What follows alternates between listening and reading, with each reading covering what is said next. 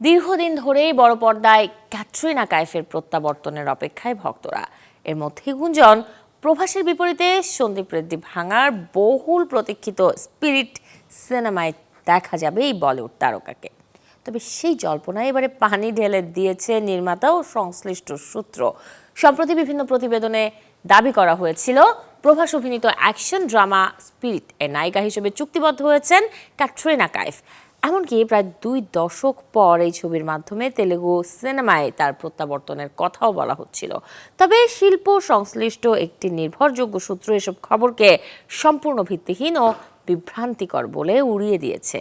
সূত্রের দাবি, ক্যাটরিনার ভবিষ্যৎ অভিনয় পরিকল্পনা নিয়ে যে খবর প্রকাশিত হয়েছে তার কোনো সত্যতা নেই। যাচাই ছাড়াই কেবল গুঞ্জনের ভিত্তিতে এসব তথ্য ছড়ানো হয়েছে।